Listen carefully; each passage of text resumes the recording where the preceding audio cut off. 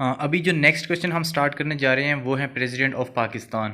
सबसे पहले इसकी इंट्रोडक्शन है, उसके बाद कॉन्स्टिट्यूशनल पोजीशन ऑफ प्रेसिडेंट करेंगे, देन इलेक्शन ऑफ प्रेसिडेंट, उसके बाद क्वालिफिकेशन ऑफ प्रेसिडेंट, फिर उसके बाद जो है वो procedure for election of the president of Islamic republic of Pakistan. उसके बाद नेक्स्ट जो है वो है oath for the office of president. उसके बाद टेन्योर या फिर टर्म ऑफ द प्रेसिडेंट के प्रेसिडेंट की मुद्दत जो है वो कितनी होती है। फिर उसके बाद इम्पीचमेंट ऑफ प्रेसिडेंट वो करना है। उसके बाद grounds for removal of president, किन जो ग्राउंड्स हैं वो कौन कौन से हैं। और उसके बाद पावर्स ऑफ द प्रेसिडेंट, और लास्ट में फंक्शंस ऑफ द प्रेसिडेंट, और फिर उसके बाद ड्यूटीज़ ऑफ द प्रेसिडेंट करेंगे। तो चलिए स्टार्ट करते हैं इसको इंट्रोडक्शन से। 1973 के पाकिस्तान के आईनी कानून पार्लियामेंट सिस्टम का मुल्क में तारफ़ कराया गया। रियासती सरबराह जो है वो सदर होता है और वो प्राइम मिनिस्टर की राय के मुताबिक मुल्क का निज़ाम चलाता है। सदर जो है ये इस्लामिक रिपब्लिक ऑफ पाकिस्तान की यूनिटी को रिप्रेजेंट करता है।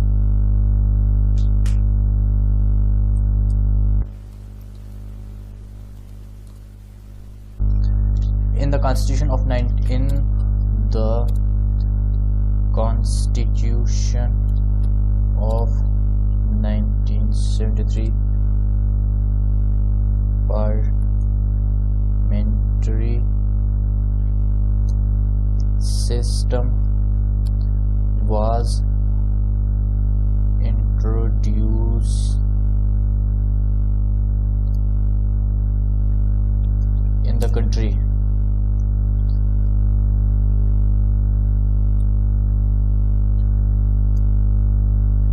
उन्नीस सौ 1973 के कानून में जो है वो पार्लियामेंट्री सिस्टम जो है इंट्रोड्यूस किया गया था। और the head of the state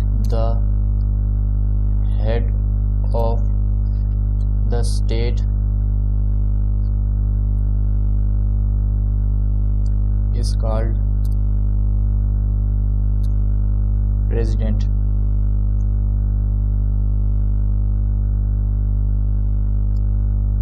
He runs the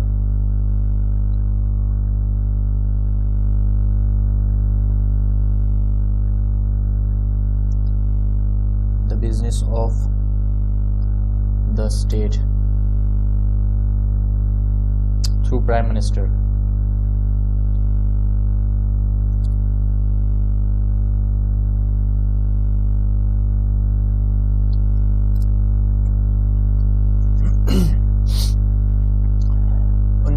का जो पार्लियामेंट्री सिस्टम था वो इंट्रोड्यूस करवाया गया।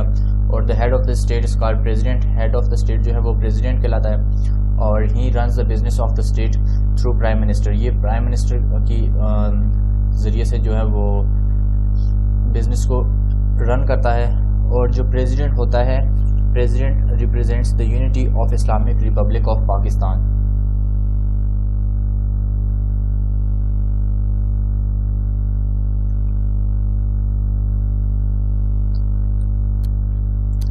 President represents the unity of Republic of Pakistan.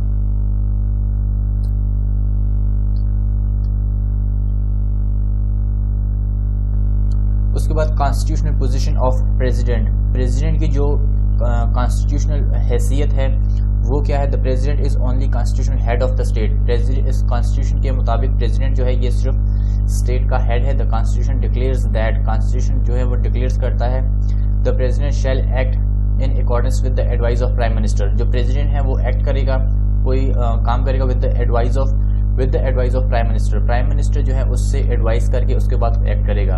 उसके बाद जो रेलिवेंट प्रोविजन है वो constitution of Pakistan relevant provision, ये इसकी रेलिवेंट प्रोविजंस हैं। और नेक्स्ट है कि मोड्स ऑफ एक्सरसाइजिंग पावर। इसके मोड्स क्या हैं कि ये following are the modes of using of powers of president of Pakistan. ये हैं कि on the advice of prime minister, prime minister की एडवाइस से भी कर सकता है, या फिर इन हिज ऑन डिस्क्रिशन, या फिर by his on discretion. Powers and functions of the president, president की जो पावर्स और फंक्शंस हैं वो ये हैं कि लेजिस्लेटिव पावर्स में आ जाते हैं कि समनिंग ऑफ द पार्लियामेंट आ जाता है, एड्रेस द पार्लियामेंट आ जाता है, right of speak in parliament आ जाता है, डिसोल्यूशन ऑफ नेशनल असेंबली आ जाता है, प्रोमलगेशन ऑफ ऑर्डिनेंस आ जाता है, और उसके बाद रेफरेंडम है, और इन लास्ट में है appointment of take care cabinet.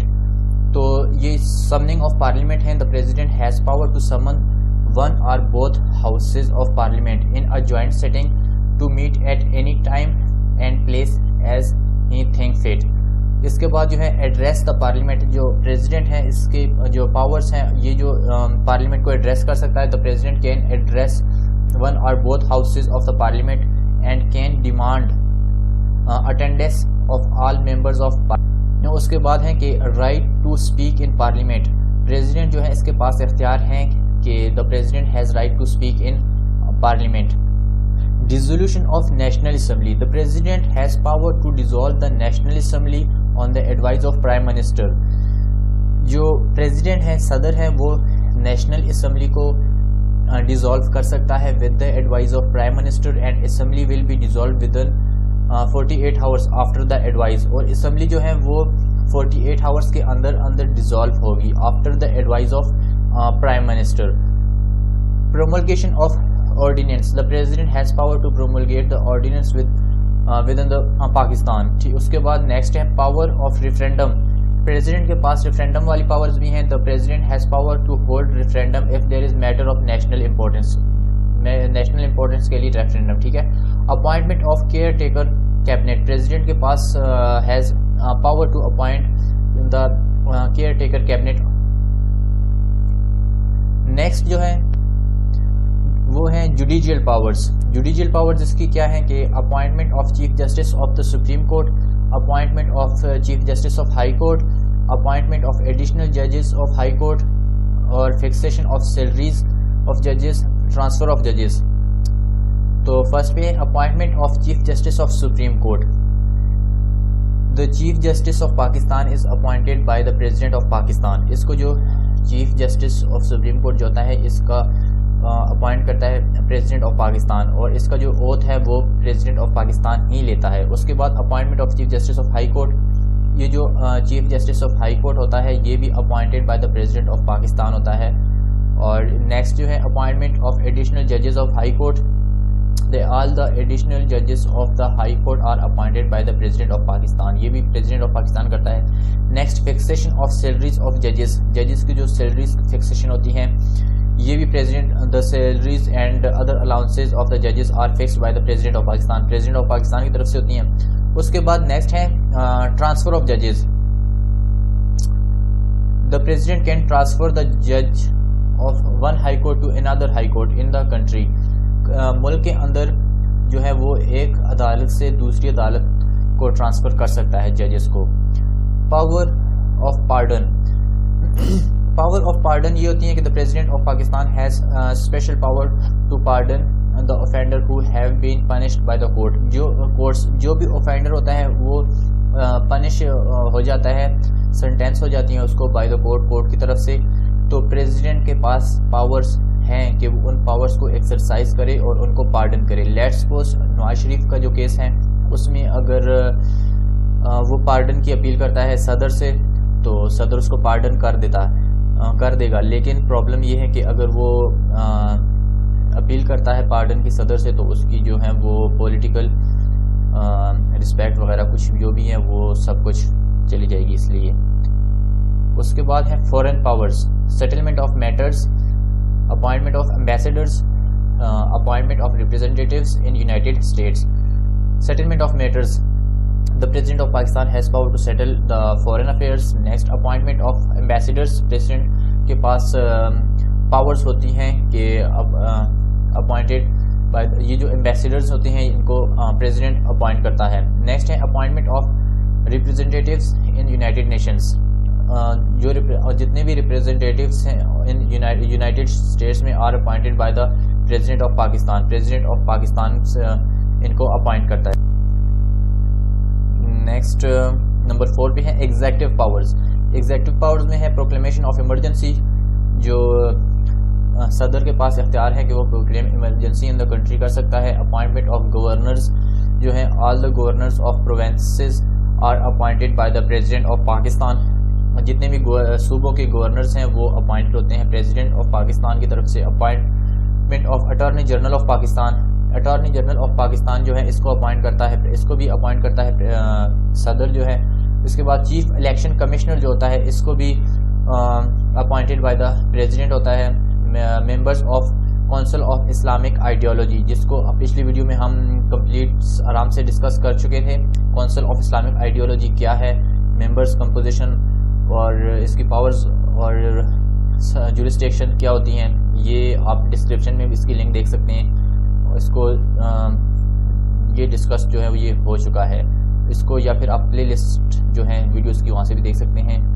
Next है members of council of common interest, members of ये जो है इसको भी प्रेसिडेंट ऑफ पाकिस्तान है जो है वो इसको अपॉइंट करता है। Member of council of common interest are appointed by the president of Pakistan.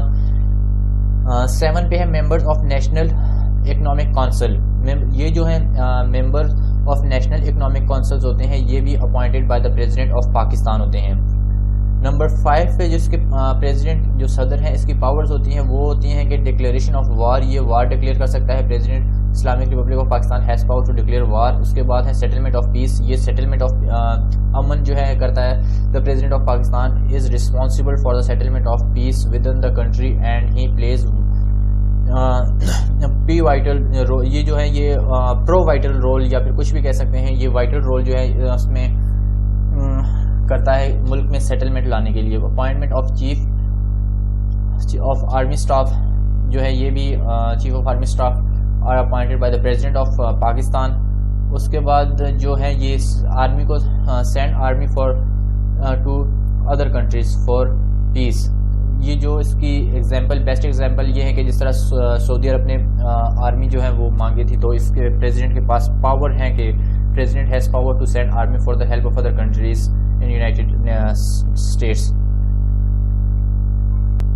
तो ये थी अभी जो हमने पढ़ी है वो थी इसकी प्रेसिडेंट की जो थी वो इंट्रोडक्शन थी कि प्रेसिडेंट क्या होता है और इसके पास। फिर उसके बाद हमने पढ़ा constitutional position of the president, फिर उसके बाद हमने प्रेसिडेंट की पावर्स पढ़ी, फंक्शंस पढ़ी। अब जो है इसका प्रेसिडेंट का जो इलेक्शन है उस इलेक्शन के लिए procedure for the election of president अभी वो करेंगे। उसके बाद जो नेक्स्ट होगा वो होगा कि क्वालिफिकेशंस क्या होनी चाहिए प्रेसिडेंट की इलेक्शन के लिए। फिर उसके बाद इम्पीचमेंट ऑफ प्रेसिडेंट के प्रेसिडेंट की इम्पीचमेंट जो है वो कैसे होगी। तो चलें स्टार्ट करते हैं कि प्रेसिडेंट की क्वालिफिकेशन से। Qualifications for the election of president. सबसे पहली क्वालिफिकेशन ये है कि वो मुस्लिम होना चाहिए। The candidate for presidency must be a Muslim और या फिर the candidate for the post of president must be a Muslim by faith. उसके बाद नेक्स्ट जो क्वालिफिकेशन है उसकी यहाँ पे आपने लिखना है एज जो है 45 ईयर्स ऑफ एज होनी चाहिए इसकी। He must not be less than 45 years of age. Third पे है citizenship. The candidate for the post of president must be citizen of Pakistan. Next ये एज हो गया। Office of profit, he should not hold any office of profit during the service of Pakistan. 5 पे है इसकी कि physically and mentally fit, he should be physically and mentally fit. Next है कि procedure for the election of the president के जो election है उसका प्रोसीजर क्या है। The president of Pakistan is elected in joint session of parliament but now provincial assemblies have also been included in the election procedure of the president. मतलब अभी जो है ये प्रोविंशियल असेंबलीज जो है ये भी इसमें हिस्सा इंक्लूडेड होती हैं। तो सबसे पहले होता है नॉमिनेशन ऑफ कैंडिडेट। कैंडिडेट की जो है वो सबसे पहले नॉमिनेशन होती है। On the fixed day any member of any houses will nominate a candidate and will inform the chairman about the nomination. Fixed day जो होता है उस दिन जो चेयरमैन होता है उसको इन्फॉर्म किया जाता है जो कैंडिडेट होता है उसकी नॉमिनेशन के बारे में। फिर क्या होता है, the nomination paper will be signed by the proposer. जो नॉमिनेशन पेपर्स होते हैं उनको कैंडिडेट साइन करता है। प्रपोजर मतलब कि जो कैंडिडेट होता है।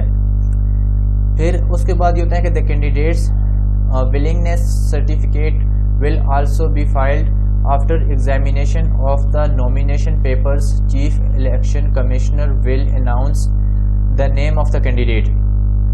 जो सर्टिफिकेट्स होते हैं उनको फाइल किया जाता है। फिर जो चीफ इलेक्शन कमिश्नर होता है वो उन सब की तहकीकात करता है, उनकी जांच पड़ताल करता है, और आफ्टर एग्जामिनेशन वो जो चीफ इलेक्शन कमिश्नर होता है वो उस कैंडिडेट का नाम जो है वो अनाउंस करता है। जब ये प्रोसेस हो जाता है उसके बाद जो नेक्स्ट प्रोसेस होता है वो होता है कि वोटिंग इन पार्लियामेंट। जो पार्लियामेंट होता है उसमें वोट कास्ट करते हैं, और वो कैसे करते हैं कि the speaker will summons the joint setting of parliaments to houses on the request of chief election commissioner. Chief election commissioner की रिक्वेस्ट पर जो स्पीकर होता है वो जॉइंट सेटिंग जो है पार्लियामेंट की उस समन करता है। फिर the election will be held under the secret ballot. Election जो है वो सीक्रेट बैलेट पे होता है, और all the members will be given ballot papers and their names will be entered into counter full of the ballot book. जो ballot books होती हैं उसमें नाम्स वगैरह सब कुछ जो है वो मेंशन होते हैं। उसके बाद the member will cast their votes by putting mark on the ballot papers. उसके बाद जो मेंबर्स होते हैं जॉइंट सेटिंग्स में वो वोट अपना जो है वो उसमें कास्ट करते हैं। नेक्स्ट प्रोसीजर ये होता है कि जो वोटों की गिनती होती है, जो वोट हो जाते हैं कास्ट हो जाते हैं उसकी काउंटिंग ऑफ वोट्स होती हैं। आफ्टर वोटिंग प्रोसेस के बाद parliament will count the votes cast the provisional assemblies in favor of each candidate. After the completion of counting the result, the candidate is announced on the basis of simple majority by adding the votes of the parliament. The candidate who secures the majority is declared successful.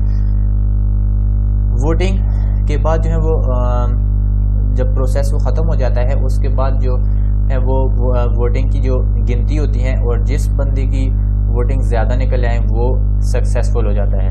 उसके बाद जो है president जो है वो oath लेता है। Oath for the office of president. जो ऑफिस होता है उसके लिए प्रेसिडेंट ओथ लेता है। Before entering into the office, office में दाखिल होने से पहले the candidate shall take oath for the office of president. जो कैंडिडेट है वो ओथ लेगा प्रेसिडेंट ऑफिस के लिए before the chief justice of Pakistan, chief justice of Pakistan से। टर्म ऑफ ऑफिस या फिर टेन्योर ऑफ द ऑफिस, इसके जो मुद्दत है वो होगी 5 years. Under the constitution of Pakistan 1973 tenure of the office of president is 5 years from onward when he enters in the. और जब वो ऑफिस में एंटर होता है उसमें जो है वो 5 ईयर्स उसकी जो है वो टेन्योर होता है 5 ईयर। नेक्स्ट है रिजाइन ऑफ प्रेसिडेंट। प्रेसिडेंट जो है वो रिजाइन कर सकता है। Under the constitution of Pakistan 1970 the president can resign before the completion of the tenure of his office.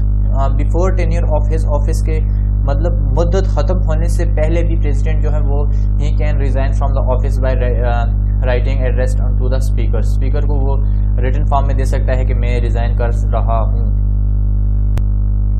Impeachment of president, ये एक बहुत इम्पोर्टेंट इसकी लाइन है। ये बहुत ज़्यादा पेपर्स में भी आता रहता है कि प्रेसिडेंट की इम्पीचमेंट जो है वो कैसे होती हैं। An impeachment can be moved in the parliament when there is an allegation of violation of the constitution.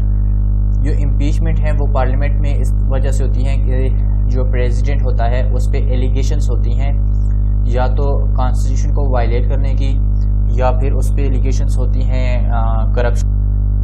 Corruption की, या फिर ऐसे होता है कि वो जो प्रेसिडेंट होता है वो unable to perform his duty जो है उसकी मेंटली वजह से या फिर फिजिकली अनफिटनेस की वजह से भी हो सकता है।